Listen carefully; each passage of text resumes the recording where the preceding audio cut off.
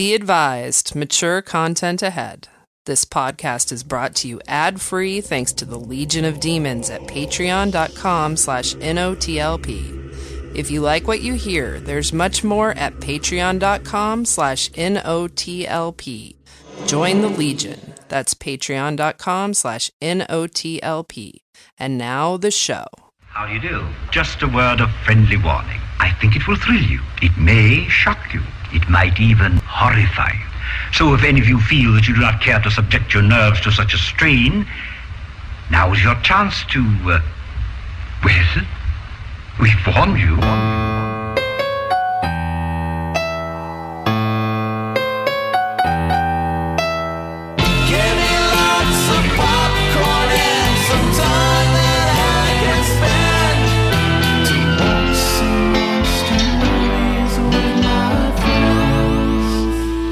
Hello, welcome to Night of the Living Podcast. I'm Freddy. Amy is here. We're in the same room because we are married and live together in the studio. Correct. But joining us via Zoom are Kelley. Zoom. And the Easter Bunny. That bitch. Hi. I'm getting in the spirit of the movie, so I put a costume on. Yeah, Andy is dressed as the Easter Bunny. I'm going to take a picture of this. Is today Easter? No. Is it? No, it's Palm Sunday. Huh? It's Palm Sunday. I don't know what that means either. But that sounds like Palm fun. Sunday. Okay. That's the day that it is. Is it okay that I get your picture with your hoodie open, Kelley? I don't give a fuck. Titties out. I didn't think you did, but I'd take my dick out for the listeners. I truly don't give a shit. I take my dick out for the listeners. That's really sweet. Not because you want him to, but because he truly doesn't give a shit. I mean, I would. I don't. I would if that's what they wanted. I bet you would. You know, it's crazy times, you know, COVID-19 pandemic. Mm-hmm. Mm-hmm. And if Kelley's dick would help you, he'll show it to you. Just ask. He will show it. Easy peasy. What a sweet thing. What a sweet thing. Andy has left Andy's gone. And he's left the game. He was just there, dressed like a bunny rabbit. Yeah. And now he's muted and there's nothing on his screen. Oh, there he is. He's got fries again. Jesus Christ. Is this his new tradition? What the hell? It's Groundhog Day. If you remember last episode, he was eating fries. That bitch has got fries again. That They're bitch, the Carol same ones. Baskin. That bitch. Sorry, I'm very unprofessional. Do you have fries again? Yeah. Do you have like a fry vat back there? Remember that movie Richie Rich, where he had McDonald's in his house? That's me, basically. Oh, wow. I have big A news. hero of the people, Richie Rich. Yeah. Surprise! I'm a billionaire. What were you saying, Freddy? Apparently, we've hit our maximum audience on MailChimp for the free account, which is good news and bad news. I'm gonna start deleting people. I'm Gotta sign up again. I haven't sent you an email in months. I got to work on that. But yeah, you should. Apparently now all I have is time. Mm-hmm. It doesn't feel like that. Can I? All right. This has nothing to do with anything, but I just want to put this out there. I am blessed to still be employed, working from home, of course. Both Freddy and I. And I'm emotionally exhausted at all times, which leads to physical exhaustion. I don't have time Agreed. for these fucking craft projects. I don't have time to play video games or the attention span to do much of anything. So all I want to do is sleep and lay on the couch and watch Star Trek. When am I gonna send a MailChimp email? When am I gonna do any of these things? Yeah, you could do it. Nothing is standing in your way but you. You can do it. You can do it. I do understand, Amy. Now I sort of, well, never mind. But I understand the sort of malaise that's probably taken hold of a lot of people working from home. Again, I want to acknowledge that we're very lucky.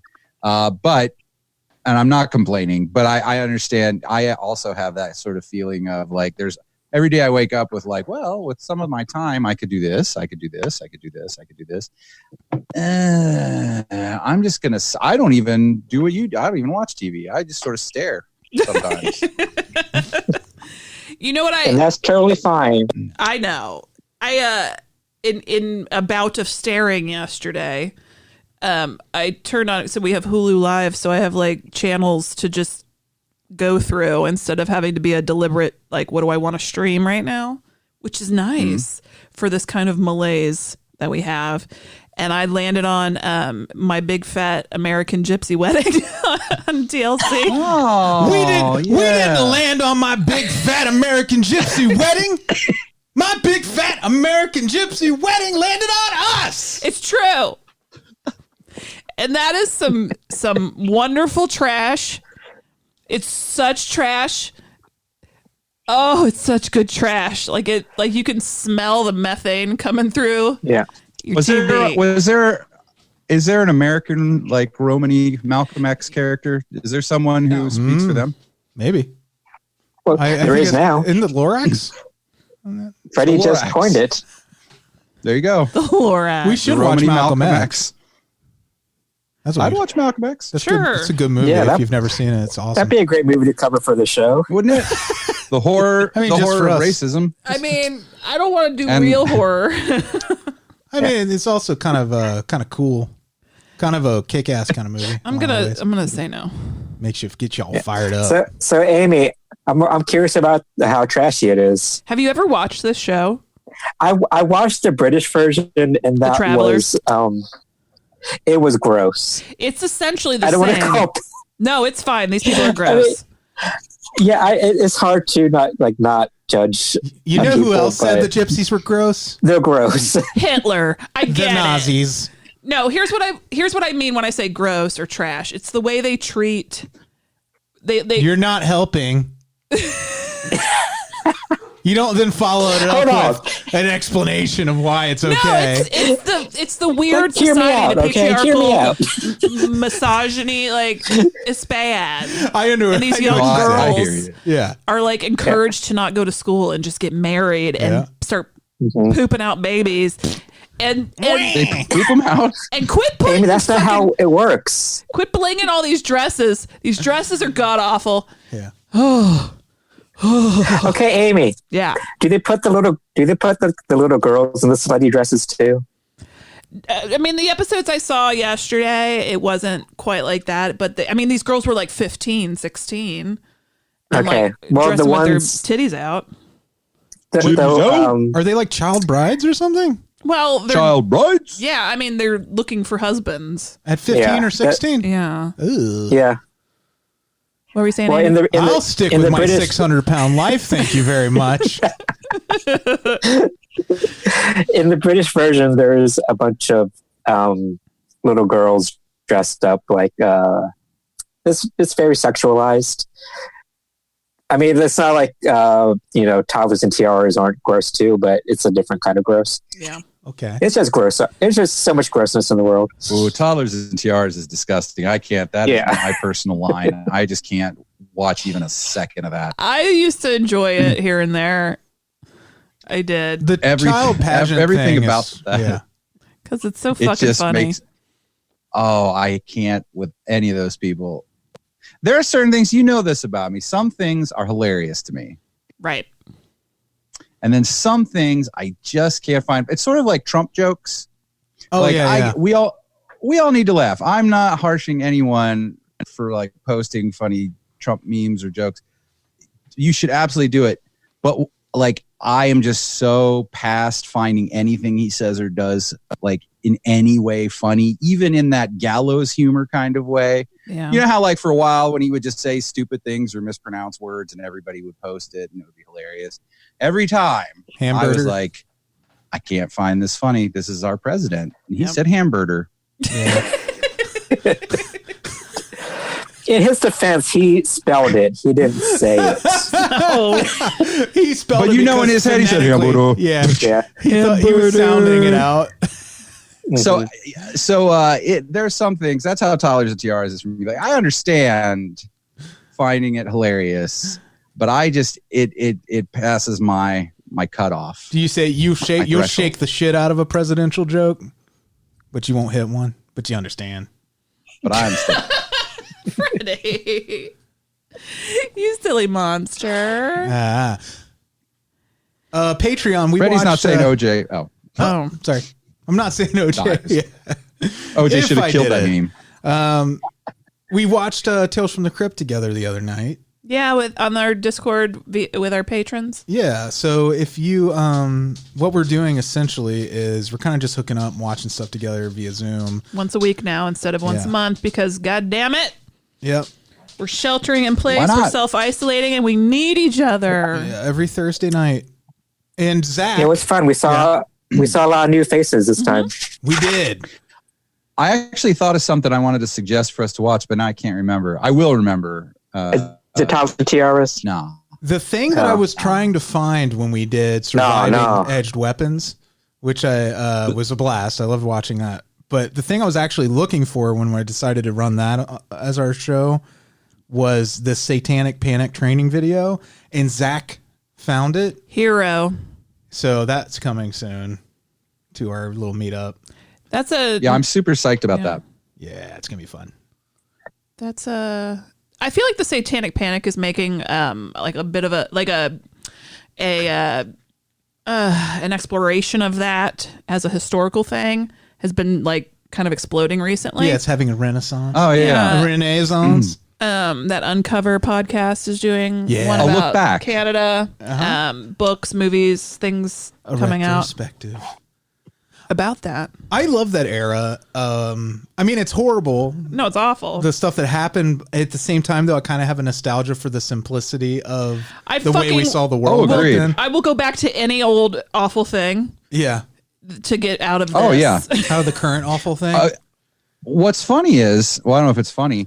Some people, probably from around that time, there are still people in law enforcement and stuff who we just watched if you watch some of the crime shows where they go back and do cold cases or anything like that. Well, I mean, a lot of these crimes happen in the 80s. We just watched one, it was either like the Lake Erie murders or something, where a nun gets killed, and there are all these people talking about how in the satanic satanic religion, how killing a nun is like the highest thing, like just stuff that isn't real. They hold up like a scoreboard, like from Toxic Avenger, with the point values of all the different clergy. They're like, look at this. You get a priest, but you get a cardinal. Look at that, 50 points. This is what the Satanists use. They carry this card with them. 50 points for Gryffindor and Satan. For Gryffindor. But just peppered throughout are just like, like the DA and like the reporter who worked on the case are like people like talking about these satanic cults. Yeah. And like their hierarchies and stuff, and it's like not like that. It's right. It's just funny that they still. It's that way in Italy too. Like that's a lot of what happened with Amanda Knox. I think is a byproduct of the Satanic Panic kind of way of thinking. Freddie made a funny joke this morning. We were watching Meet the Press, and the Italian prime minister, president, I don't know what he's called, and Freddie's like, they're going to find a way to blame all this coronavirus on Amanda Knox. If you don't know the case, she was and we laughed. She was in prison for murders that she didn't commit. I'm so sick of listening to him talk. You guys, help me. Such a timely joke, Freddie. Freddie and I are trapped in this house in the news so much. And I don't know what else to do. I'm fine. I'm kidding. He's Freddie, you're very funny. It's okay. I do it for myself anyway. Help me. I'm not doing it for you. Fred, I don't dress for you. I think her stoic face got her convicted. Every time I saw her, she had a weird look on her face. Yeah, she was very stoic. Freddie, do you remember remember our elementary school? There was like rumors of satanic rituals going on around there. Yeah, I do. All of the elementary schools in the woods. Because in the woods right by our elementary school, there was a sidewalk that led to these houses back there, and there was a pentagram spray painted on the sidewalk, and there was always rumors of satanic rituals going on, and we used to dare each other to cross the bridge. Did you go to Taylor? No, we went to Struble. Oh, yeah. Is that a secret? Because Taylor had the exact. It's like they built those into those Northwest Local School District elementary buildings because Taylor had the exact same thing you just did it. Yep. Oh, They have to put one of those in. All it takes is one teenager with a can of spray paint, and you have a satanic panic on your hands on the 4th of July and 50 weekend. elementary schools all within a mile of each other. It's in the blueprints. It's like the OSHA thing. There's a pretty well-known Satan worship cult spot in Cincinnati. Of course, it's probably not real, but Yeah, over Blue Buffalo Ash. Ridge? No, I'm talking about Blue Ash. but also Buffalo Oh, Ridge. okay. Yeah, Yeah, so the Blue Ash one is over near where I work, and I passed the location where these sewer tunnels where they're supposed. It's pretty like I said, it's a pretty well-known urban legend around town. well, it's all tied in with Procter and Gamble. If you go out and Google Procter and Gamble Satanism, which everybody knows P&G is this huge multinational corporation. It's headquartered here, started in Cincinnati. But the reason they're so powerful is they made deals with devils and demons. It's the only way. Yeah. It's the only way you can do that. Yeah, you can't invent ivory soap. Without the devil. Not without the devil's help. Not without the devil, because the devil loves He cleanliness. got the recipe. Cleanliness is next to deviliness, as they always said. Devilly. Clean Is that deadly. That's why it floats, because of the devil. Because of the devil. Yeah, because you throw a witch in the river and she sinks. She was innocent. Yeah, the satanic soap. It's the soap floats. If the soap floats, you must burn the witch. Oh, that's my favorite Sandra Bullock movie. Oh my god, me too. I was waiting. Oh, Andy. there's a great gallery on IMDb right now of like celebrities at home, like not now during the pandemic, but like throughout history, all these old movie stars and stuff. But one of those pictures is Sandra Bullock on the toilet. Like, is she for Sandra real on using the it? toilet. Sitting on the toilet. Is it a really nice toilet? Yeah, it's like Is it it's like a fashion shoot. It's not like she's really taking a dump or No. anything.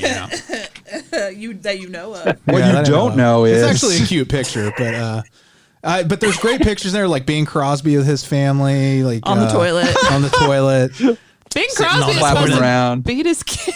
I know, I beat him with a bag of oranges so it wouldn't leave a bruise. Yeah. And then the Osbournes are on there. It's a picture you won't even hardly recognize. The No, Osbournes. you won't. It's really fun if you're into that sort of thing. But there's, all eras back to like the 20s and stuff. There's a bunch of them on there.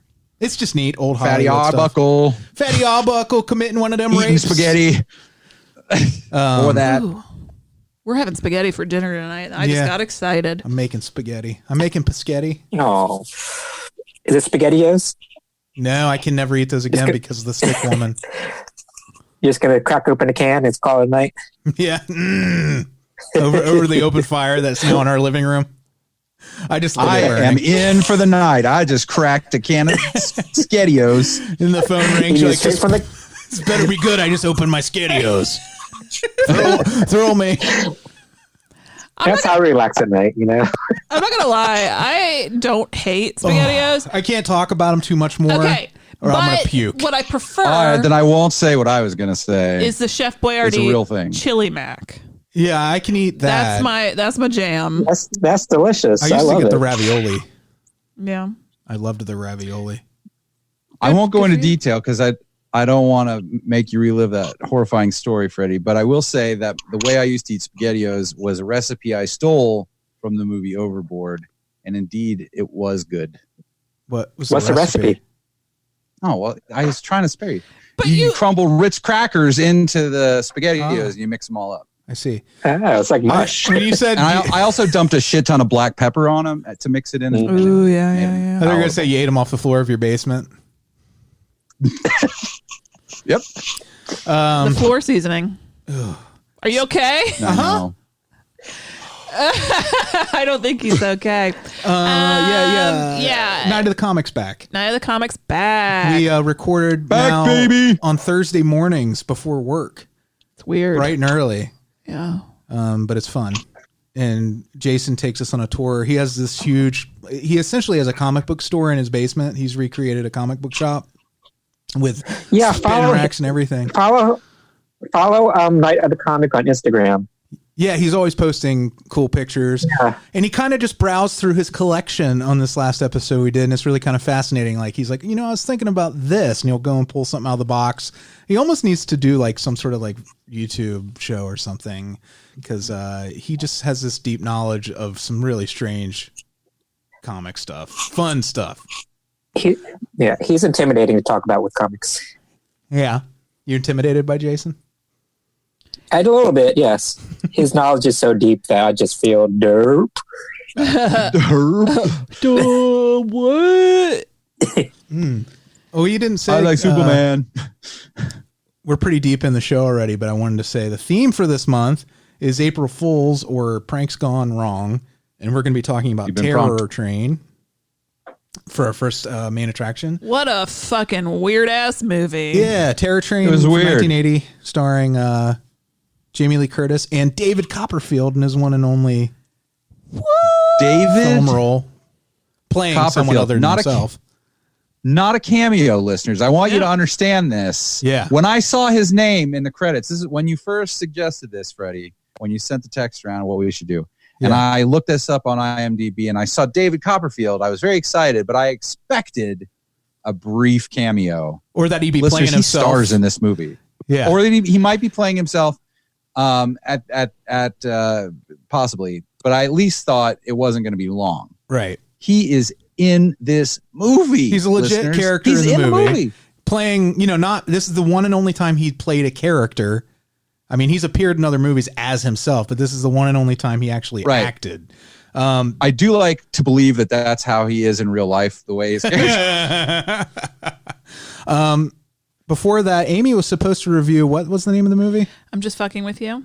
And guess what? She was, because she didn't. But don't worry. April Fools. April Fools. It's one of those, like I was talking about earlier, where I'm finding it hard to kind of do what I'm supposed to do or anything extra. Like wipe your ass? Yeah, my ass is crusty AF. Ew, we have a bidet though. So. No, my ass is fine. I mean, it's fine. It's not perfect, but it's fine. Okay. It's surviving. It's doing it the best it can. It does what it can. But yeah, getting up in the mornings. Yeah. Maybe it's not shaven, but it's brushing its teeth and it's fucking. Sometimes. Oh, that reminds me of that ass detective show on Adult Swim we started watching, where it's a butt that's a detective. It's terrible. Does it have a little hat on? No, but it's wearing like socks with suspenders. It has legs. Yeah. And it talks. Andy, you might like it. I think Kelley might too. I can't remember what it's called. I think it's called Detective. I don't know that I would. Something. You might. I don't know. Does it talk through its butthole? Yeah. No, gross. Yeah, you should look it up. So anyway, I did not watch that movie. That doesn't sound sexy at all. It's not. But I did watch. I like my butt sexy. Right. I did I'm watch. sorry, Amy. Okay. No. I mean, I'm sorry I interrupted you. Oh, I know. I know. I meant it genuinely. I know. I did watch a straight-to-video movie, though, so I will review that. A horror movie. Yeah. You know what I'm saying? It was released theatrically overseas, but not here. I don't live overseas. So what do I look like? You look like I'm fucking chump. So that I will do for you. It's called Wither. I know, we'll get there. Oh, and Bill Withers I'm just teasing. Died. And Bill Withers just and Bill died. Withers just died. So we'll say we planned it. Withers Originals. We benefited from his death. We did. We always find a way to benefit from someone's death. We're good Wasn't people. that Hillary Clinton's slogan? I'm with her. Yeah. I'm with her. I'm with her. Oh, I'm with her. Kill me now. Wither and yawn. So yeah. Anything else before we move on? Not for me. You guys? Nah, brah. Again, thank you so much for your continued support on Patreon, patreon.com/NOTLP. We're getting Andy a preamp for a real microphone. Thanks to you guys. Aww. And that you also will probably be paying for an upgrade to our MailChimp, apparently. So thanks for that. We love you. No, I'm just going to start deleting people I don't like your email address. We'll be right back. Hello, boys and girls. It's time for Straight-to-Video Russian Roulette.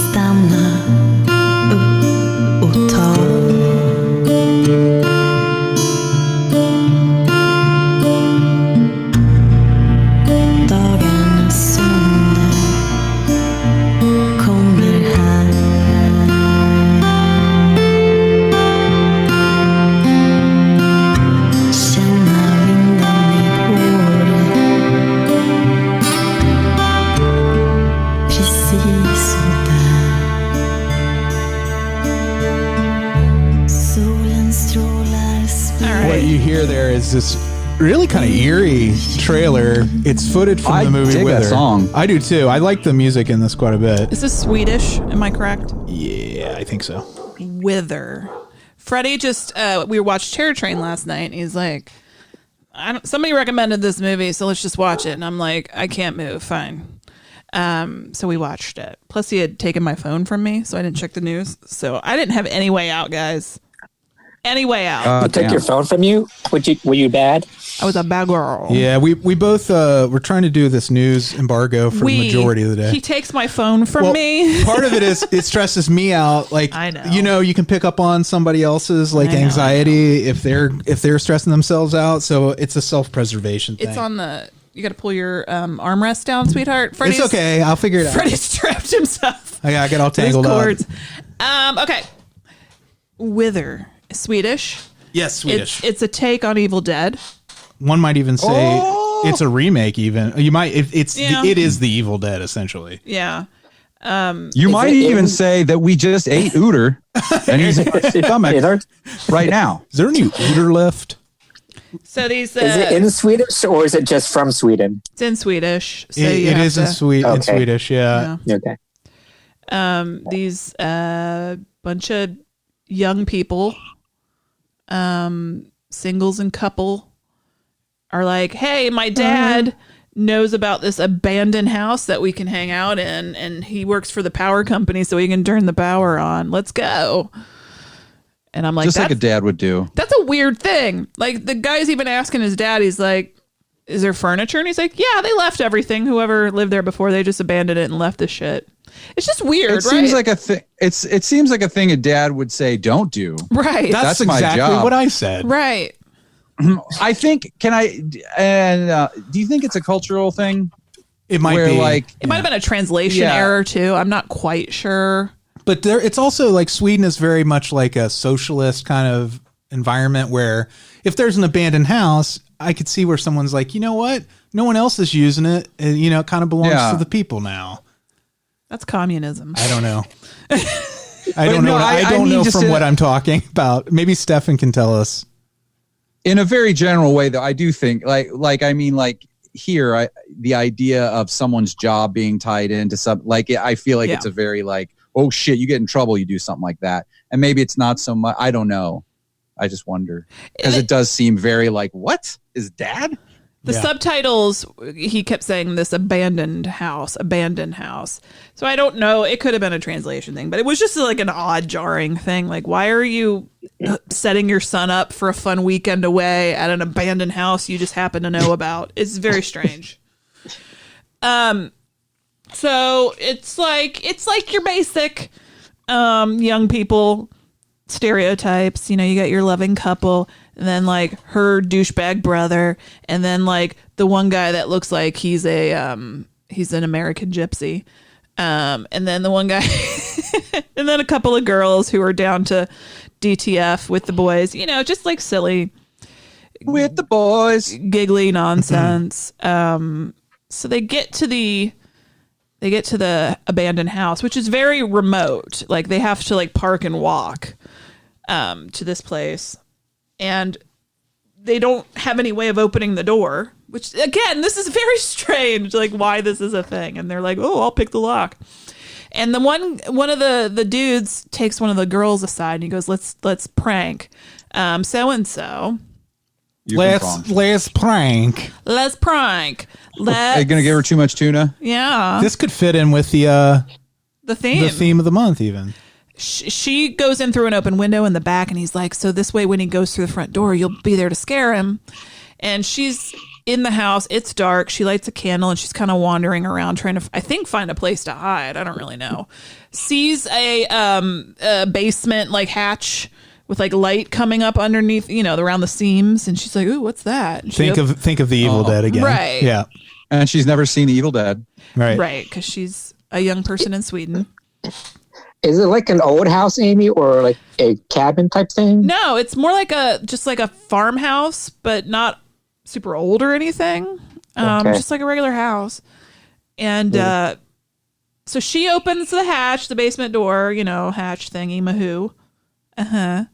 And she like looks down in there and she's like, well, guess I'll climb down the stairs and see what's in the basement. Like, I just don't understand why this is happening, but whatever. And she goes down in there and then she like walks into the darkness and hears something and then cut to back to the front where all the young people are, and we don't know what happens to this girl. And they get into the house. It's like she forgot all about the prank. Exactly. I think she sees a monster down in there. Do you see that she saw that later in like a flashback? I don't know. Well, she sees her like in that scene where she sees a woman, this like moldering, moldy, scary. It's pretty scary, like hag kind of character. She ashy. She turns around and when she makes eye contact with her, then they cut back to So the girl so they all get into the house and they're like, woohoo, let's party, let's get the alcohol out and let's have fun, and it's just partying and such. But the one girl who had gone into the basement is like, I don't feel so good. And she goes into the bathroom to pee and feel bad. And her eyes start. I just wanna feel bad. Yeah, I do that often. Yeah, me too. Her eyes start to become very, very bloodshot. She starts to basically become possessed. You've seen Evil Dead. I don't know what else to say. And then she goes about attacking everybody. There's an old man, an older man who is just kind of lingering out in the woods, and he comes to the house. An adult male. He's older than them. He's got a gun. I didn't know you could have those in Sweden. It's more like a hunting rifle. I guess you can have that. What do I know? He shows up. He's like, let me see her. And they're like, what the fuck are you talking about? Because at this point, the one chick that had gone into the basement is full on possessed and crazy and trying to eat all their faces. And let me take a look at this. Let me see. It might be somebody possessed. It might be something else. But let me take a look. Let me take a look. Some experience. I just want to take a look. And they let him in. I mean, basically, he barges in at gunpoint, and he's like, "You got to kill her." I was here with my daughter and my wife, and they found this house, and they ended up in the basement, and then they turned into evil zombies, and the wife killed the daughter, and bad things happen. It reminds me of a story my grandfather told me, and he goes on this story about these creatures that live in this land. Oh yeah, I forgot that he told the story. The story really didn't need to be there at all in hindsight. He's like, these creatures, they don't like when you are on their land, and they'll fuck you up. Yeah. Okay. That also sounds like a kind of like, Swedish / German, Scandinavian kind of fairy. Like that feels like something I can see them adding for color. Because they believe in fairies. It's part of it's a big part of, I think, that. Yeah. They're folklore. They're fickler. They're folklore. And essentially, it just, this possession hops from person to person. It's not like the coronavirus. The transmission. They should have been wearing masks. This movie is all kinds of appropriate, Amy. You did it. You did a good thing. I guess I did. Freddie did it, really, but it was more. We were watching it for whimsy, and it became part of the show. It is not. The movie is not played for whimsy. It is very straightforward. Like they're doing this thing. We're making this sad and dramatic and gory and scary. I wasn't in love with it, but I thought it was pretty fun for what it was. Yeah, it's good. I mean, it's not on level with Evil Dead. It's clearly, it's, as Andy would say, a love letter to the Evil Dead. Like the guy is even wearing like Ash's like whole like the blue shirt, khaki pants, got Ash like hair. Yeah. They're basically like, fuck it. It doesn't have how The Evil Dead has like Sam Raimi's fingerprints all over it. Like it's unmistakably his movie. Like this movie, it doesn't have that.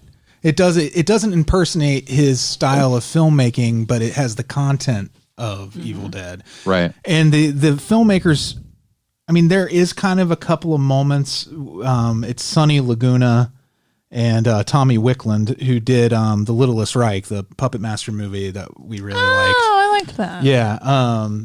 they kind of have a little bit of a style. But it's almost like a bare bones, like minimalist style. And but they do have these moments where there's like dust in the air. I've noticed like throughout. It seems like they deliberately try to bring focus to as dust kind of floats in the air in certain scenes, which is kind of a neat touch. You know what was another weird thing about this movie I just want to mention? Did you notice this, Freddy? Every room they went into had a hatchet. Mm-hmm. Every room in the house had a hatchet. The barn had a hatchet. A lot of hatchets. Basement had a hatchet. Why so many hatchets in Sweden? It's a metaphor. I think the hatchets are really the eighth character. Ooh. Who knew? Shit. I don't know. I say it's pretty fun. I mean, if you're stuck at home with nothing else to do, or if you had to work during a pandemic and you're fucking exhausted and your brain can't handle anything but silly kids getting killed and stuff, I say go for it. I wouldn't call them silly kids. Go for it. They were sophisticated adults for the most part. You just think that because they speak Swedish and you don't speak Swedish. No, it's because they're like, I think they're adults who are trying to hold on to a remnant of being those silly teenagers. I like, guess you're and right. this is like a last hurrah type of thing. But I really, if any of our listeners are Swedish or know Swedish people, explain to me why you would just, your dad would be like, I know of an abandoned house. Stefan and Maria should be able to explain it to you. You're going to have to pick the lock. Have a nice day. Let's get that's a very specific. Stefan on the horn. That's a very specific question, Amy. Thank you. I want to know. Gotta know, baby. I won't be able to sleep until coronavirus is cured and I find out the answer. Damn it. Anyway. So Amy, when they get possessed, do they get all crazy like in Evil Dead? Not as, no, not as crazy. But they are definitely very monstrous. They the makeup's different. It's a little bit more gory, and but it's been a long time since I've seen Evil Dead, so it's similar to Evil Dead. Yeah. They're not as it's better makeup frantic now because it's now versus the 70s or 80s or whenever the hell that was. Yeah, it was the 80s. But 80s. Just shut up and let me have this. I think. No, but the look of it, if you're going to compare it to Evil Dead, like it's not too far off what they did with the makeup in Evil Dead. It's very similar. Okay. Is it good? Is it good makeup? Mm-hmm. Yeah. Yeah. So there we go. There you go. That's all you need to know. The word fuck in Swedish, the guy screams it a few times and it sounds like he's saying fun. So it sounds like he's going, oh, fun, as his like friends are dying. Anyway, it was funny. I love that. That's fun. Yeah, view it from that. View it with that lens. Yeah, there you go. Hey, go fun yourself. Oh, you go fun yourself. You mother funner. I'm gonna fund your beehole later, Andy. Oh, Freddy, thank you. Thanks for the finger text. You're welcome. The what text? I give him a finger. That's all you need. That's all I have to say. What did I give you? Oh yeah, I gave you the right one. You sent me a finger text. I was worried for a minute that maybe I accidentally sent you like an offensive gesture instead of that one. I meant to give you this one. That's what you gave me. Okay, good. It's like the A-OK. Mm-hmm. But if you flip it upside down, it's the white power one. Or if you want it to be offensive, that's what Mr. Roper used to do when he was calling Jack a fairy. Oh yeah, he did, because it was like ringing a little bell, right? Is that what that's supposed to mean? Tinkerbell, yeah, that's what he would do. Yeah. Yeah. Oh, that's kind of sweet. You're a suit. I take. We should bring that back. Great offense. We'll bring back the gentle homophobia of Three's Company. Well, our feature kind of does. Yeah, true. It does. All right, let's see who's up for the next one, next review, next thingamahoo. Freddy, let's get that Jack in the Box a cranking. Please. Freddy, you're up first. And we really need to write these in darker. I will figure it out later. You're safe. Kelley, you're up next. Oh, Oh. No. You're safe. That means it's Andy. That bitch Carol Baskin.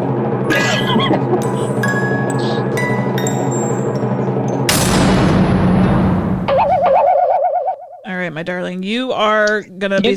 Huh? Am I watching the movie that you didn't watch? Correct. A young man and his sister endure a night of increasingly frightening practical jokes while spending the night at a secluded motel. Oh. I'm Just Fucking With You on Hulu. That's funny because it also fits the theme. Mm-hmm. Yes, more pranks. Pranks. It's a prank show. You've been pranked. Did you know that Nick Kroll and John Mulaney are doing those characters as a podcast now? Oh, really? Mm-hmm. Oh, that's fun. Oh, hello. Oh, hello. You know what? I'm not upset about being jackboxed because I haven't haven't had one in a while. So Yeah. It has been a little while, hasn't Well, it? that is so kind of you to look for the silver lining. That's what we need. That's what Mr. Rogers said when he said, look for the helpers. He meant Andy. Out the Silver Linings Playbook. Yep. Look for the hamburger I'll helpers. take a page from this.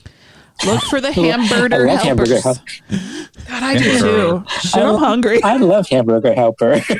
I don't know why they call know this Kelley stuff hates hamburger it. helper. It does fine by itself. What do I hate? I Hamburger know helper? Kelley hates hamburger helper, but I still love it. I will. I've always amended that I will eat the chili mac Yeah. because there's really nothing in that other than a few chili spices and then macaroni noodles. However, every other flavor just makes me want to. Same with melt tuna helper bad too. way. Tuna helpers. That's not even. I won't even acknowledge that as a thing. Chicken helper? Is that a thing? That's like somebody was mad. They were like, "Oh, you know what you're going to get now? I'm going to invent. You don't want my good inventions? Guess what? Boom, tuna helper." I personally, it was an aggressive act. We use ground beef assistant instead. It's 20 cents cheaper per box, and the number of boxes we eat, that's a lot of savings over the course of a year. We do eat a lot. All the packaging has a smiling cow on it. Yeah. It sounds fancier though than helper. Yeah, you would think so, but it's not. All right. No. We'll be right back.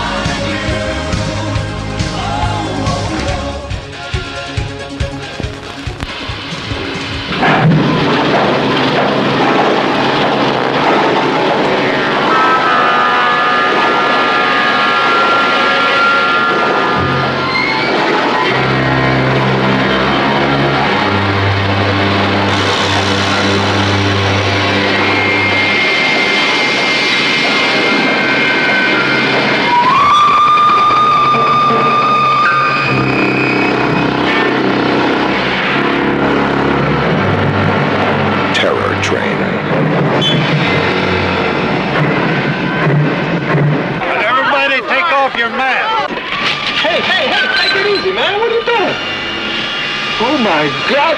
Stay with your date.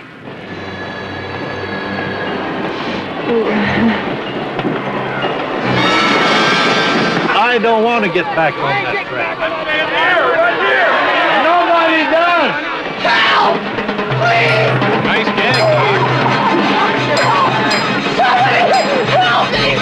Help! You'll die. At this temperature, you'll die. You'll die. Come on, no! Come on! No!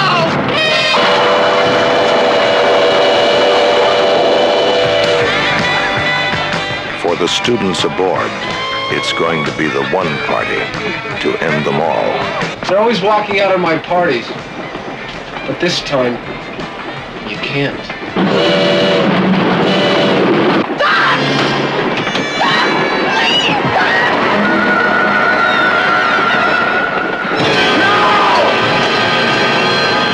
Magic.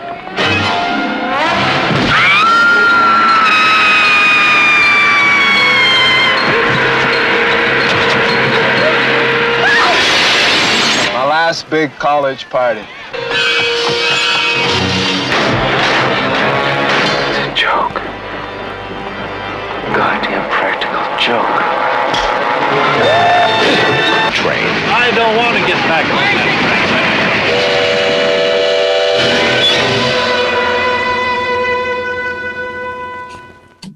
It sounded like that was recorded on a wax cylinder. Yeah, like, when was this movie released? 1980. Thomas Edison filmed it. Seriously. I do love how, before we even get to him, I love how that the main douchebag Doc, I love how he screams. Like when he gets like worked up, he sounds like a cartoon 50s housewife seeing a mouse. He's like,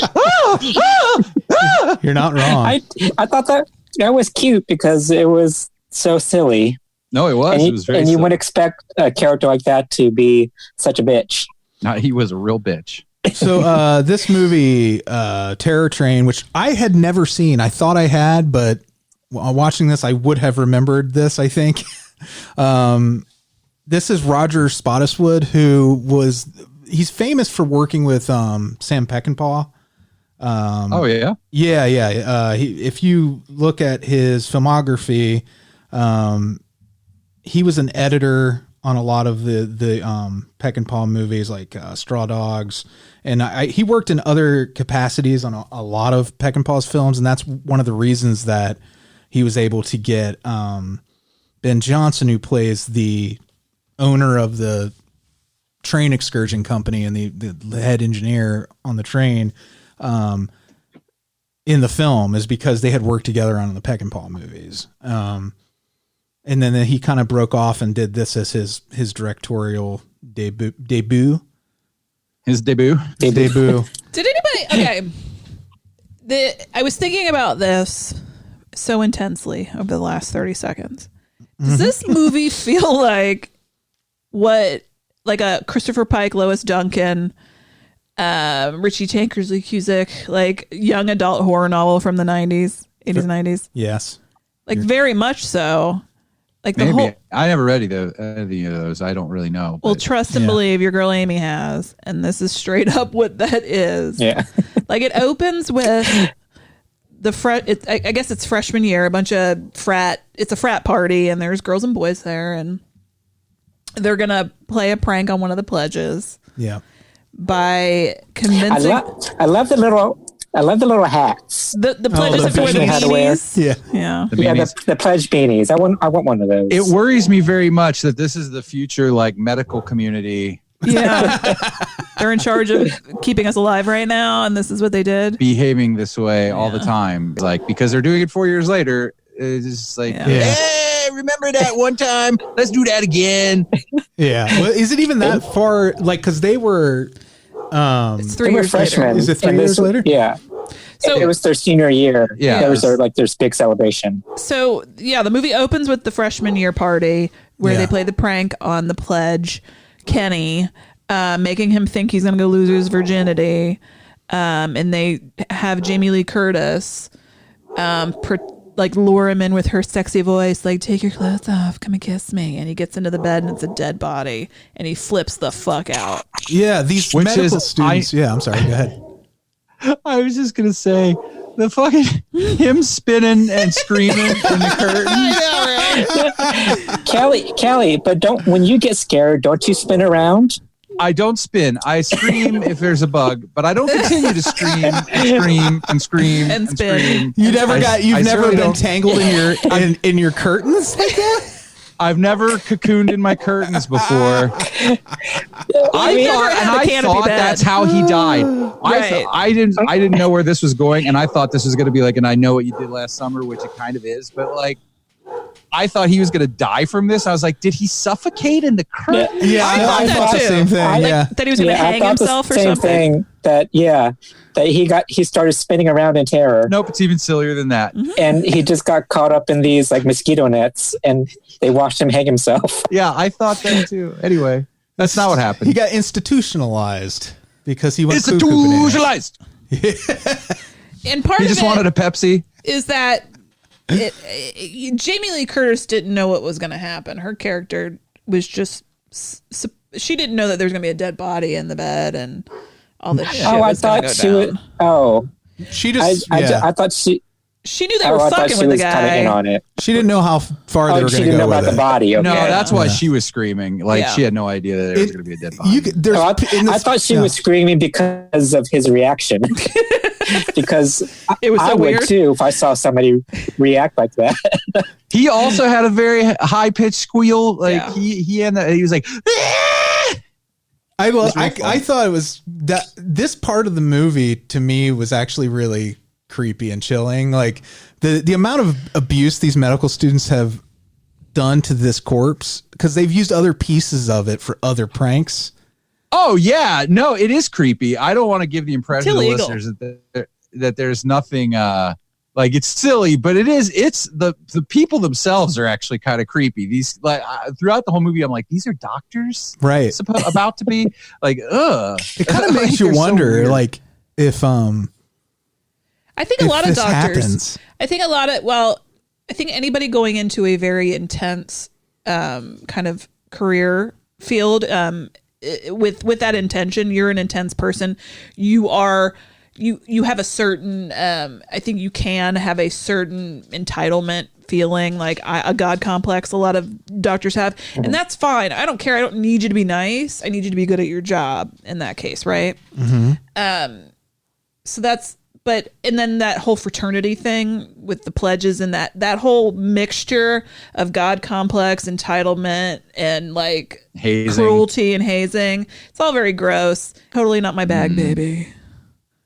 At all. But anyway, so now I will say that dead body looked real good.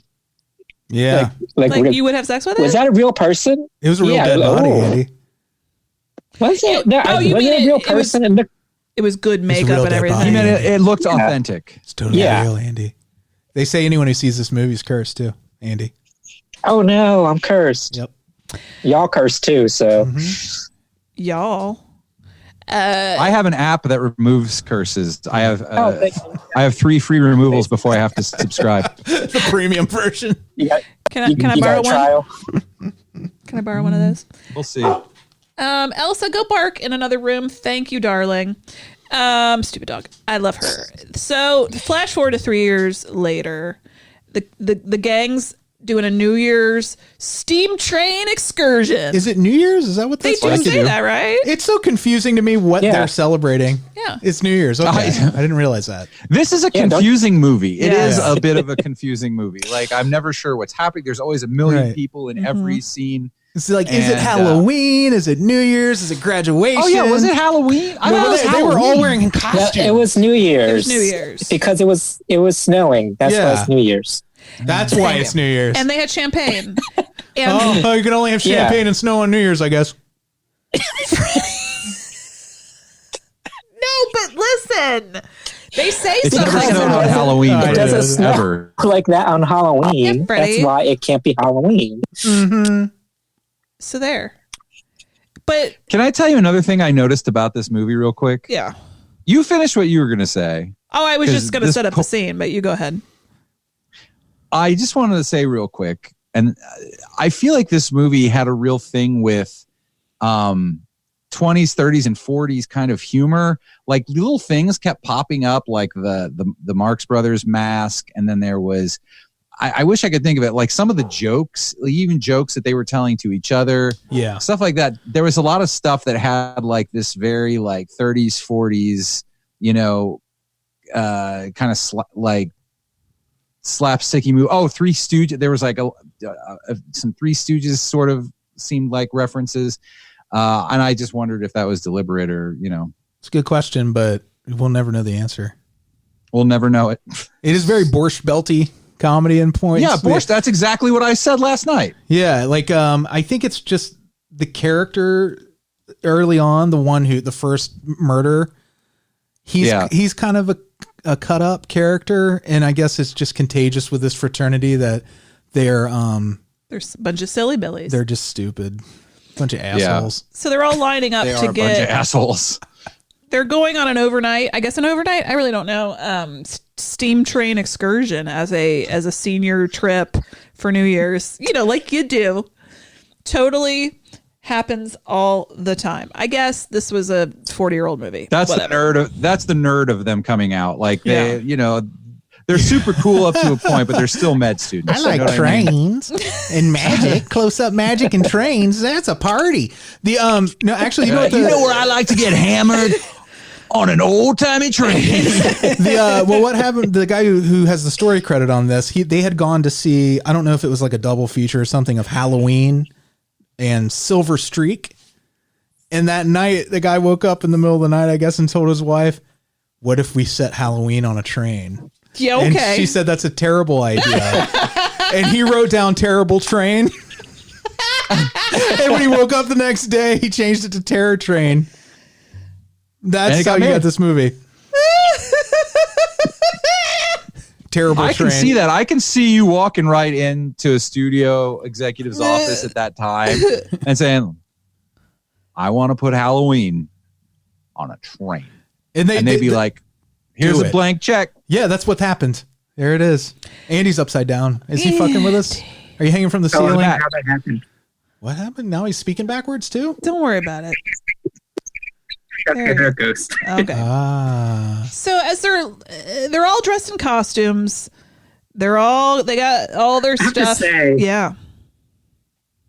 That's why I'm sorry, Amy, but I have to say that costumes have come a long way since the 80s because these were I like the snake costume. Such ugly costumes. Yeah, the snake costume is pretty cool. I actually like the guy's Groucho Marx costume. It was creepy. I like how ugly they are. I like how ugly they are because they're so scary looking because they're ugly. Yes. What did you say, Andy? Just in general. He likes them because they're ugly and scary. Oh, because they're grotesque. They're a little extra creepy. Yeah. But I have to say, I said to Freddie and Amy before we started recording, it was just generally just an ugly movie. Yeah. The train was ugly. I love the train. People were ugly. That's what I'm trying to say. I kind of get what you're saying. It's funny. Style. Well, about you saying that's an ugly movie, I didn't have that exact reaction, but I did. And it's funny going back to you talking about the editor. I don't know who the cinematographer was on this, but I was saying like the way it's shot looked like a movie of the week.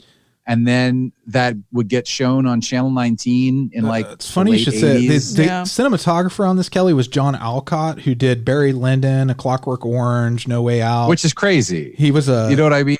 Right. He's a great cinematographer. Because this looks like the guy who shot MASH. I think the reason you're seeing that and it's reading that way is they used a real train and they were constrained in so many ways because they had to like make it work. And so they didn't have like the ability to do the sort of camera work that he was accustomed to. And they also used like weird lighting rigs along the outside of the train to simulate, the movement and all that. That might have been part of it. It wasn't even, I wasn't even really trying to say he was a bad DP. But just, maybe it was just the film stock they even use. You know what I mean? It's sort of akin to like the production atmosphere of a song. It's like there's like a certain look that a movie has where, like I said, it just looks like it was made for TV. MASH. It just looked made for TV. So I mean, I'm sure that some of that, the way scenes were blocked and everything and set up was okay. I just because they had no choice.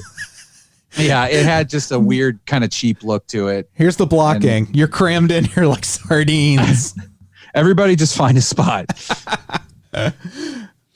So as they're loading on, Groucho Marx guy, who's one of the frat guys.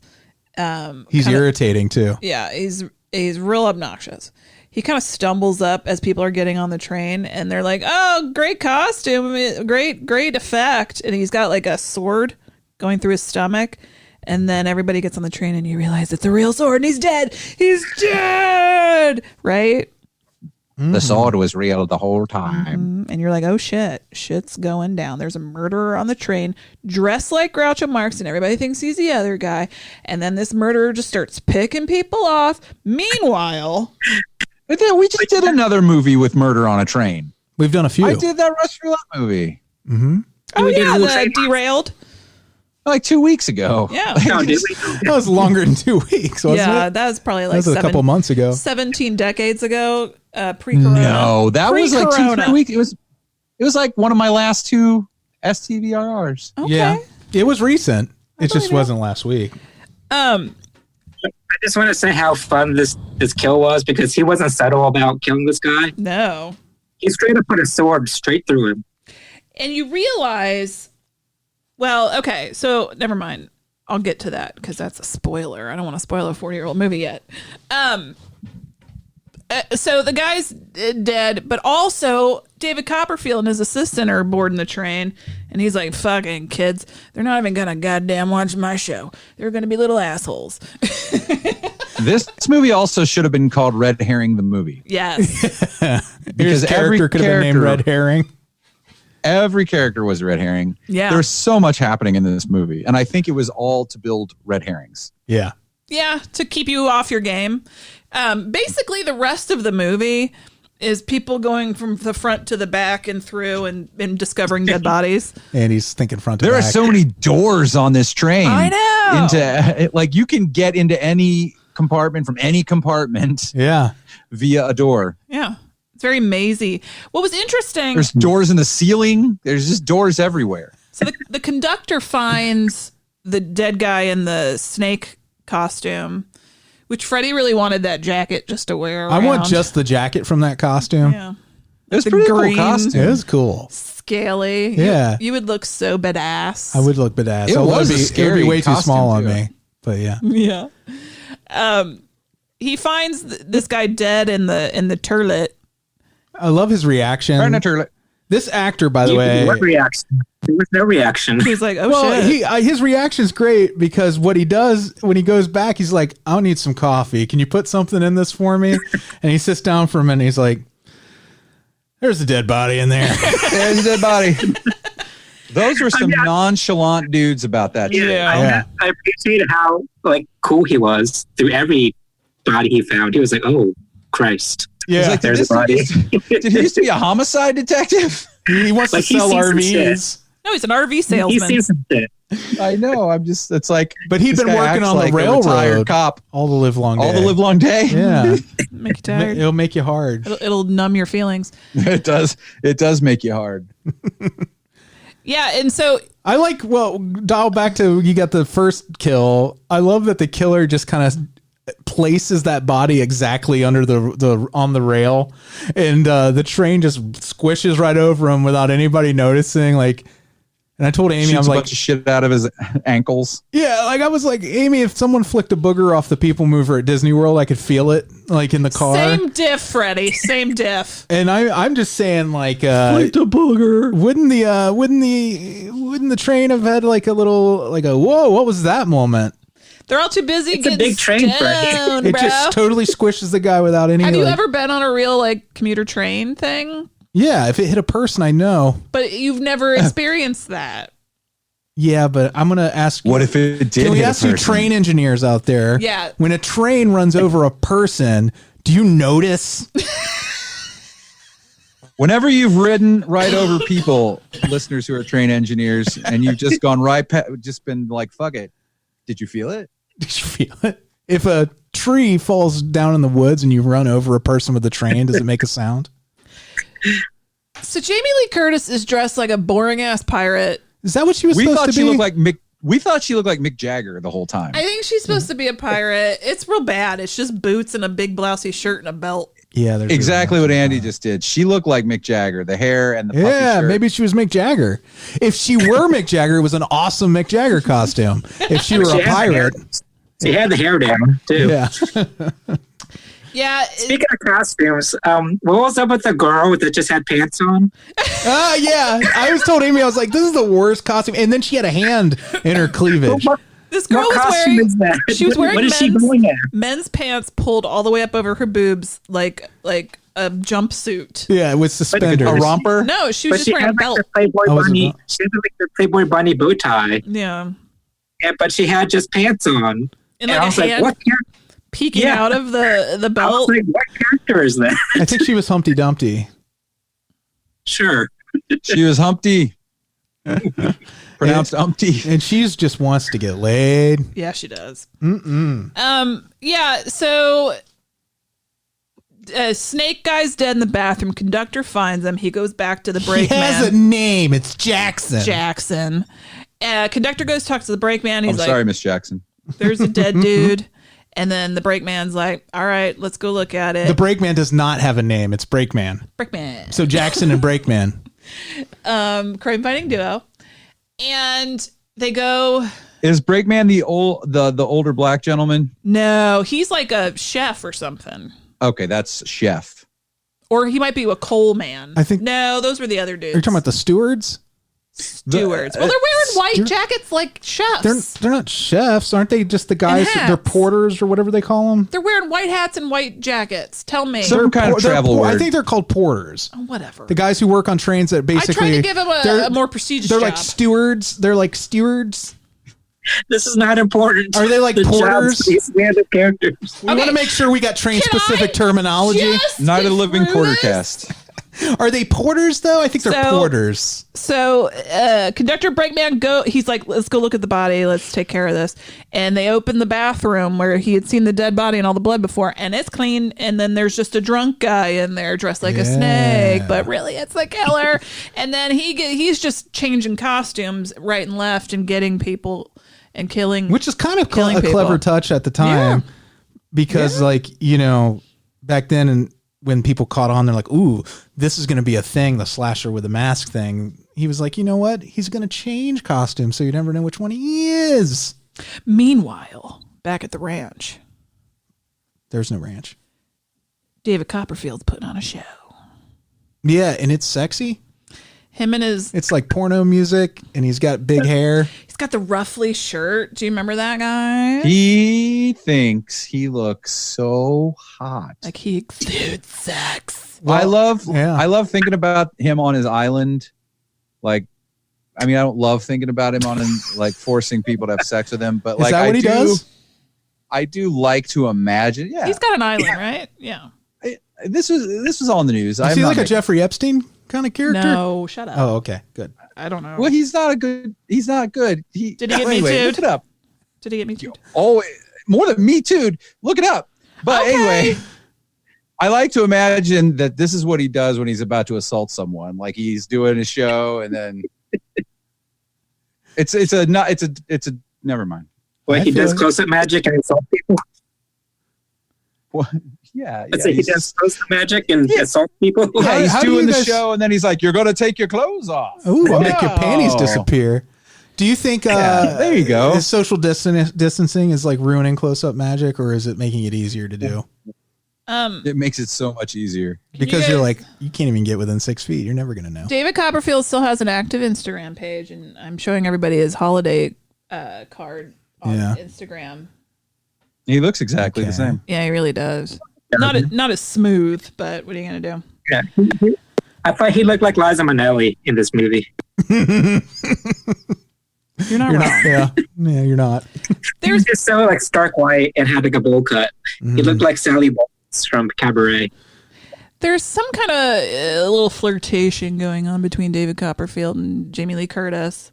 Yeah, he's really trying to impress her. Before all the murder is discovered. Yeah. To be fair, there is a little bit of flirtation going on between everybody and everybody in this movie. It's a good point. They're a bunch of horny young folk. Mm-hmm. And so they're the horniest. Yeah. So we started to have more and more bodies pile up, and then Jamie Lee Curtis and the conductor kind of discover her dead best friend. And then she goes to tell Doc, who's like the king asshole of all the assholes on the train. And they're like, holy shit, this is bananas. And she's like, wait a minute. What do we all have in common? All us dead folks and people on here. That prank we played on Kenny. Yep. By the way, did you guys know that the Jackson's girlfriend in this, that was Vanity? It really blew their mind. Yes. That Vanity. That's crazy. Yeah.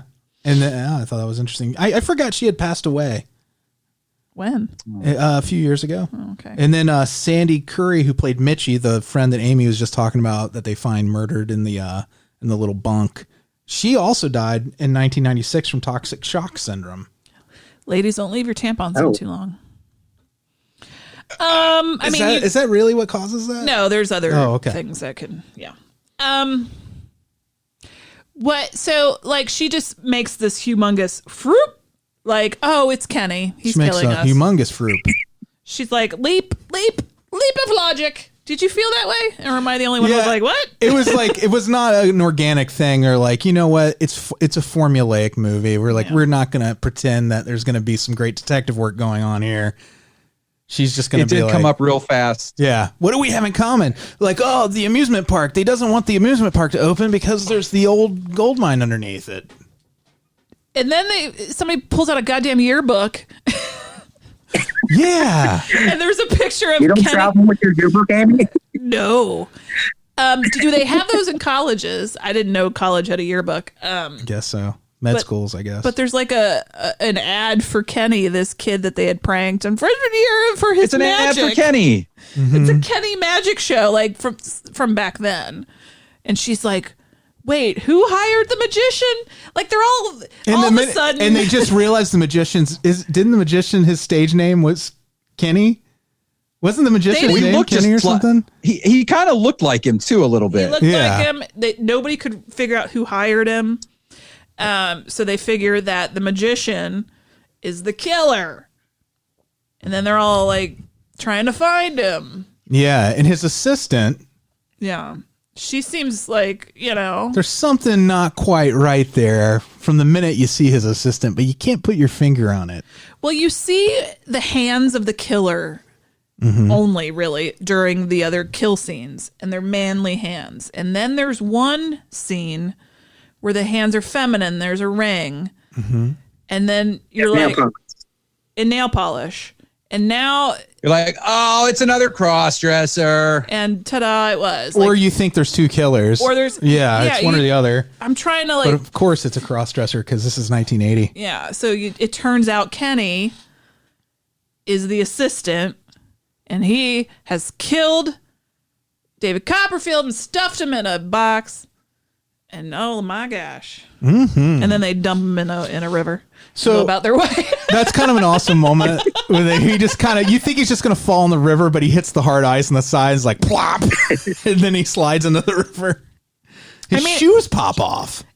Obviously, a lot of silliness happens in between, but you get to this scene where Jamie Lee Curtis has figured out something. I don't remember what. And she thinks she's stumbled across the conductor, but really it's Kenny, and he's got like a lady mask on, not like a clear mask. Well, he's wearing like a clear, it's one of those real creepy clear plastic masks that kind of has like rouge on the cheeks. This lady mask. Whoa, you all right there, buddy? Kelly, did you have a little accident? His microphone almost fell into his titties. Oh my god! I just shat up. I just shat up. So this performer, Derek McKinnon, was at the time, I don't know if he still is, was a drag performer, and this wasn't really an actor, like a screen actor. I guess he was a stage performer. And this was just kind of a random project that he ended up wrapped up in. Now I get the spinning in the curtains. Yeah. So that might be why there was kind of a different quality to his performance, is he wasn't like a film actor. I think that might be one of the reasons he was so like over the top. There was that actually makes a lot of sense. Yeah. Very interesting facial features. Like very. Yeah. Yeah. I thought he was very striking. And there was something off about the assistant, but I didn't go there, and I never went there. Yeah. It's funny because I looked at Amy and I said, I think that's a man. And then I was really? I just thought maybe it was that, I was like, I just thought it was the era. And I'm like, people look different the way makeup and hair was done then. I just kind of half jokingly said that. I didn't really think it. Mm-hmm. And then when the reveal happened, I'm like, whoa, what do you know? Yeah. It was a big surprise to me. I didn't see it coming because they hardly focused on the assistant at all. Yeah. That was the best red herring of them all. Mm-hmm. But I don't think it was like a sleepaway camp type thing. I don't think it was kind of played as. It was just a way to get to the kids. Right. Yeah, it was just another disguise. Yeah, it wasn't like a big like, oh my god, like he's like a crossdresser, so therefore he's crazy. No, it wasn't that. But I still think I still feel like though that people dressing like at the time, just the idea of a man dressing as a woman was sort of horrifying. Yeah, I get it. But you're right. It wasn't like him dressing like a woman, like in his life, wasn't part of like the motive. I get what you're saying. It was just the way to get to the means to an end. But it's still problematic because it says that if you do that as a man, you dress as, it's like a sneaky, you're trying to do something bad. Here's some interesting facts about the director of this movie, Roger Spottiswoode, that might shed some light on what we're talking about here. But he also directed, just as an aside, he directed Turner and Hooch, which I love, but and Stopper, My Mom Will Shoot. But he directed And the Band Played On. You know what I'm talking about? Oh, really? Yeah. Yeah, which is about, I think, was it like one of the first HIV cases? It's like, And then he also directed the Matthew Shepard story. Oh, wow. So, I mean, clearly this is somebody who cares about these issues. Mm-hmm. And it's just interesting. I mean, I'm not sure if it would have been like exploitative coming from this director, I guess is what I'm trying to say. You're probably right. It didn't feel like Sleepaway Camp or something where it was exploitative. Slightly problematic, sure, but it didn't feel like it was mean. But I did think, and that makes then the next thing, because I was going to bring up the sort of subplot that like it does drive some of the story, but where it didn't. It seems like Doc is in love with Jamie Lee Curtis's boyfriend. Yes. Yeah, I got that feeling too. Yeah, like I feel like they were leading up to like something, and then it sort of petered out when her boyfriend died. But like I felt like there was like a real strong thing going on there that was going to be a reveal. It was actually the most romantic moment in the movie itself, like between two characters, because everything else is real sexually charged and just like kids messing around. But then you get this scene with them, and he's like basically saying, you know, I'm here for you always. You know, it's like a real love confession kind of thing. And then he's like, if she can't be there for you, I'll always be there for you. And then he's like, serious. But he did try to sabotage Jamie Lee Curtis's and her boyfriend's relationship. Yeah. So maybe that's why. Like maybe there is some gay subtext there. Maybe that's why he's such an asshole. That I know, yeah.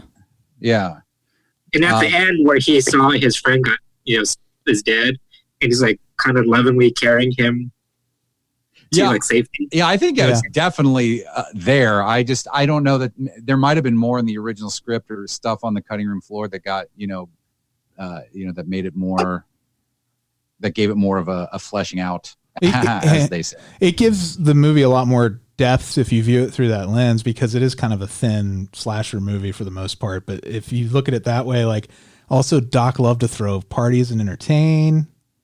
Think about it. Tinkle, tinkle, tinkle. And he's ringing his little bell.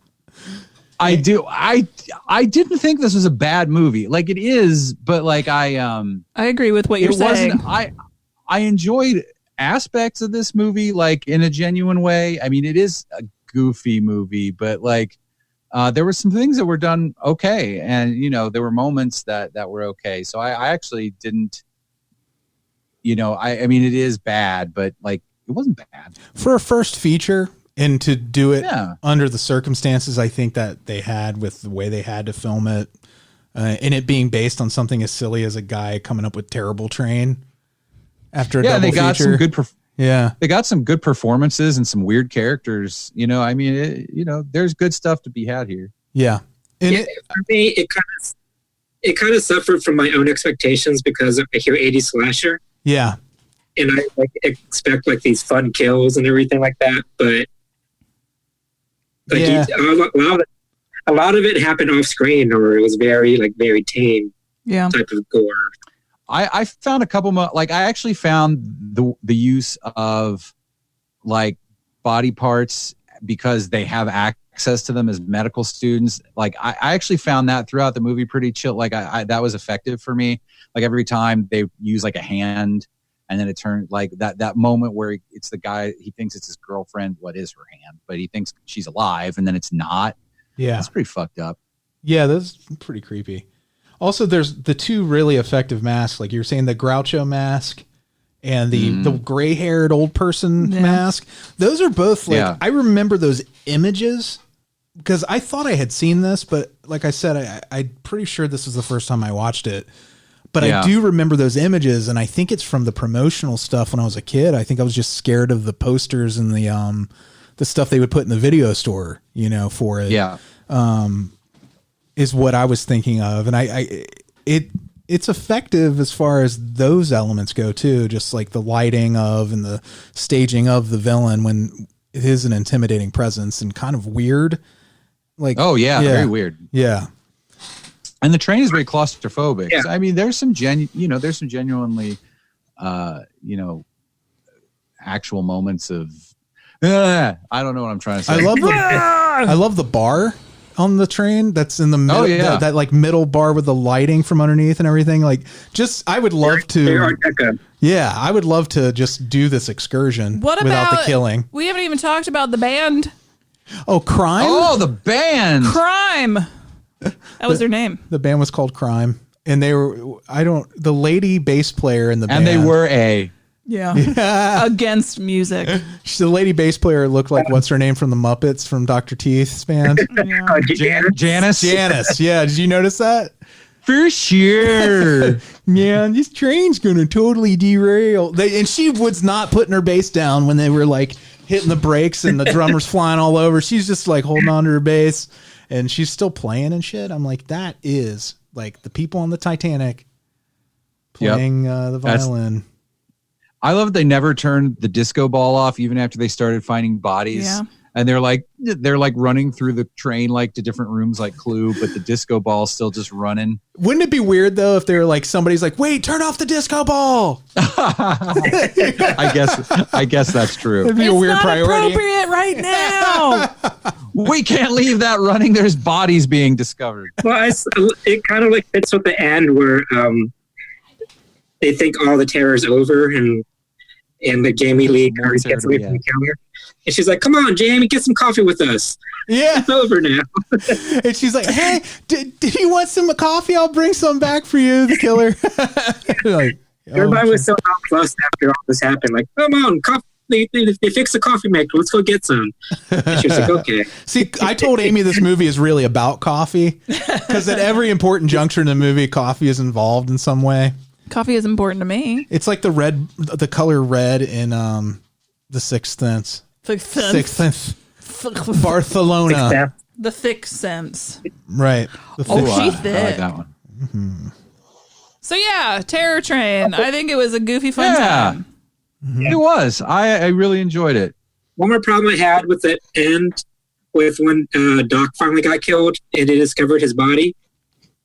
The killers trashed the room for no reason. Yeah. Maybe he was just spinning around like he did in the beginning. Spinning around.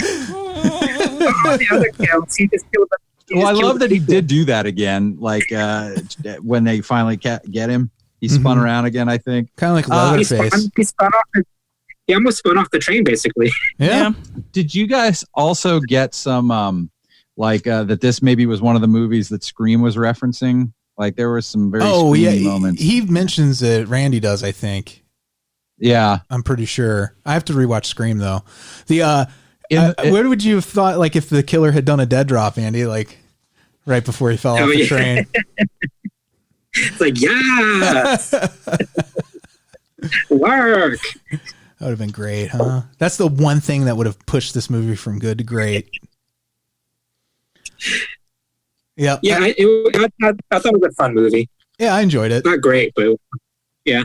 It's not, again, had I seen it probably when I was a kid, I'm sure it would have been like one of those movies I would be raving about, like, oh, you remember Terror? I could see it has all those same elements of the ones I like that are probably just as bad. Mm-hmm. I also liked, there was I don't want to say I like that anyone gets Me Too'd, but there did seem to be Me Tooing happening on both sides of sort of that gender spectrum. Like, you know what I mean? It wasn't just a showcase of obvious, everybody was being horrible to everybody. It was a horny time. Yeah. The 80s, everybody was super horny. What's her nuts boyfriend is trying to be good, and that girl just won't stop putting her titties on him. Mm-mm. Remember? Oh, I do, yeah. Absolutely. Oh, okay. Well, you're looking like No, we were just agreeing with you. No idea, buddy. We're like, yeah, she just was like, here, take these. He kept saying, he was like, no, put your clothes on. Put your high-waisted pants back on. Yeah, put your It's the pants first back movie on. I've ever heard a frat guy tell a girl to put her clothes back on. Yep.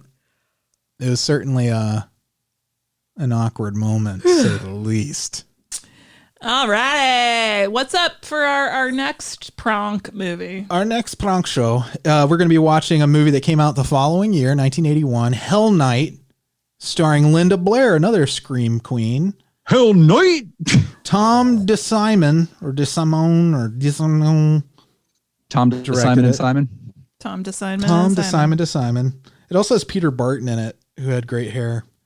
If you look him up, you'll know what I'm talking about. He was on the show The Powers of Matthew Starr. It was a short-lived sci-fi show. He was like a teen heartthrob back then when we were kids. Oh my God, stop talking. Do you remember the Adventures of Beans Baxter? Beans? That's familiar. What was that? Yeah, remember Beans Baxter? No. That was a kid who was he was like a secret agent, but he was a high school kid.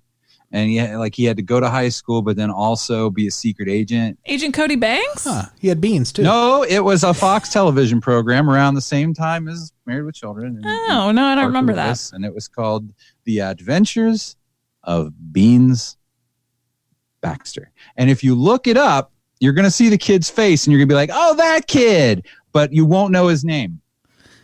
Because he's that kid that was in fucking everything that we saw. He was like a guest star kid. Huh. Guest star kid. Beans and Baxter. I gave him a show.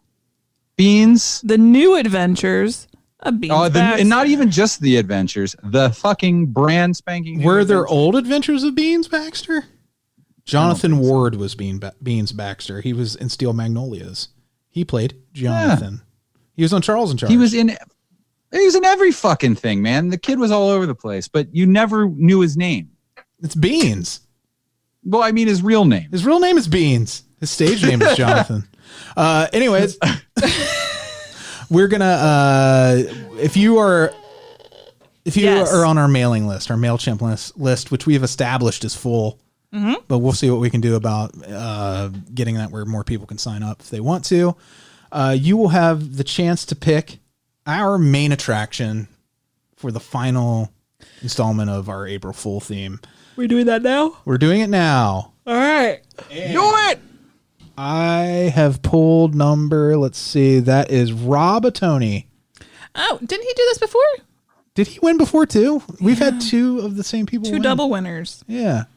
That is real weird. I don't know how I feel about it. I mean, there are 77 people on this list. All right. After Rob, no more double winners. Rob will be our last double winner. You have to, in a year. All right. You know what I mean? Like a calendar year? Yeah, maybe he won last year. It could be. There we go. All's fair in love and war. So all right, Rob, your mission, and you do choose to accept it, is to pick a prank horror movie that is readily available. I'm not digging. I can't go to a used bookstore and dig through piles of old DVDs. Digging. I'm digging. I don't want to order anything from Amazon if I don't have to. It'd be coded in virus. It has to be streamable or easily found. it's so weird. What are the odds of that? I can't happening? help you. That's about 1 in 77. Yeah. Yeah, it's less than that, right? I don't know. Because it would have to be because he's won twice. So it's 1 in double that. All right. So I need statisticians. I need you to write in and help us out with that. We also need people who understand trains. Is that what you were asking earlier? Trains. We also need Swedes. I like trains. Who know how fathers giving their children abandoned houses to hang out in works. I need those 3 experts, very specific experts, to fucking write in. crew@notlp.com. All right. So it'd be funny if one person answered all the questions. That'd be really weird. Oh, Kelley, I saw what you just did. I will not tell the listeners, though. Now they're really wondering what I did. It was bananas. Freddie, if you're ready, at the end of every show, we say hi to our Beelzebubs. We do. Again, patreon.com/NOTLP if you would like to support the show monetarily. which is a huge deal right now. We really appreciate you doing that because we know there's a lot going on in the world. Don't feel like you have to, but if you can. But it is much appreciated. And give me a minute. You guys talk about Darfur. I don't want to. You want to talk about their dogs? Oh, yeah. How's everybody's puppy dogs? Fine. They're dogging about. Yeah. He's a dog still. Okay, I'm ready. Yeah. He's still a dog. Dogging. Stop talking about your dogs. Ah! Ernie Perez. How are your dogs? Do you have dogs? How are your cats? Do you have fish?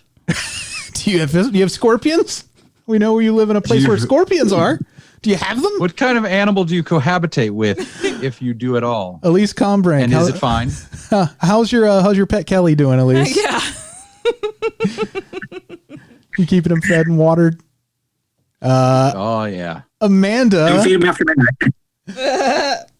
Amanda, sorry I can't remember anything about that book, and you asked me a question about it, and I don't know nothing about nothing. Because her brain's a sieve. Jeremy and Cassie, we had fun. Thanks for bringing Gamora to our little meetup. Mm-hmm. We enjoyed. That was fun. Virtually, that was good. A lot.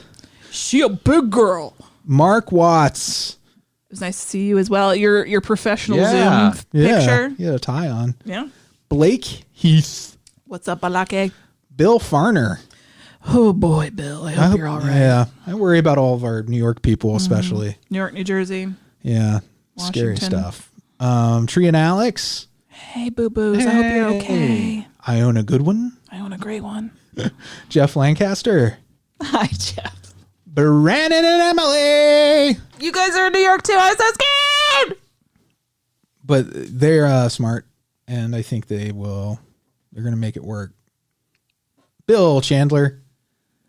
Ghostface Billa. Todd to Pompa. Todd, you sent me a Facebook video on Messenger, and I don't know if me if too. I wasn't sure if I could watch it. I got one too. Yeah, I just want to make sure it was really you and you didn't get hacked. Yeah. So let me know. Dear listeners, if you're my Facebook friend or anything, I rarely check Facebook, and I most certainly do not look at Messenger. God no. Yeah, Amy never checks her Messenger. I do, but I don't check it too frequently. But I did notice that, and I wasn't sure. A lot of people getting hacked lately. People were getting hacked like crazy, so I wanted to be sure. I'm on Messenger all the time, but I will say that if you want me to watch a video that you send me, you should include a bit of text saying, "Hey Kelley, this is not a hack. This is what's happening in this video." That sounds real suspicious too. This is not a hack will probably make me think you were hacked. Well, say it in such a way that I know it's you. Yeah. I mean, tell me something only you would know so we know which one to shoot. Just like break it down for me. Just be like, I just want so you know that it's not, I haven't. All right. I think we figured it out there, Kel. All done. And last but not least, Dennis Cannaday. Thank you for popping in. I'm just He's a baby. Oh, Cannaday. Oh, Cannaday. Cannaday. Oh, Cannaday. You're a lifetime of journeys for the traveler. Cannaday. Kelley, as per our new weekly custom, we have a new song. It comes to an end today. Today is the last one. The Obliging Victims. Tell us about this song.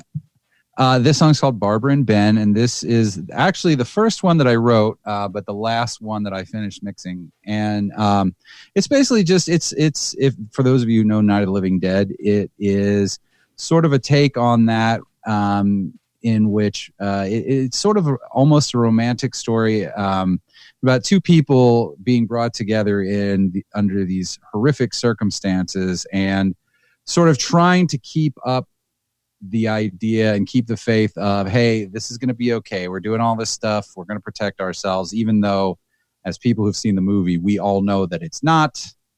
And that ultimately they are all going to die. But spoiler alert, if you haven't seen Night of the Living Dead, but it's that's sort of the angle I was coming at from this song, sort of like I said, more a romantic stoner horror song. So I hope you like it. I will put up, since this will be the third and last, I'll put a link up to the Bandcamp page. I have not put these on Spotify yet, but I will put up the link to the Bandcamp. And I mean, you can listen to that from any browser or anything like that. If you're interested and you haven't checked them out yet, or you want to, or you don't give a shit, whatever, you'll be able to on our page later. All right, here we go. Thank you. Thank you. It's Barb and Ben. No, thank right? you. Barbara and Ben. The file I gave you is Barb and Ben for ease of writing. For brevity. Yes. We don't have very long to wait. We can leave. Or we better leave soon.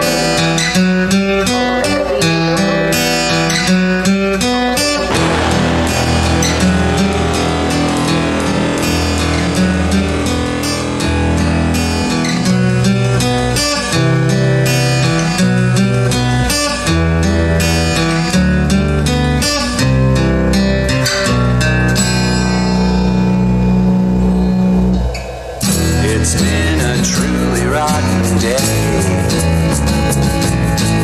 in the most unexpected, unpleasant way. Johnny's gone, now I'm alone. Johnny's gone and something killed the phone. Johnny's gone, I've got to hide, but there's a light shining outside. I'm not alone anymore. I've got someone to help me nail the door. It's not as bad as it seems. Soon this will just be another black and white dream.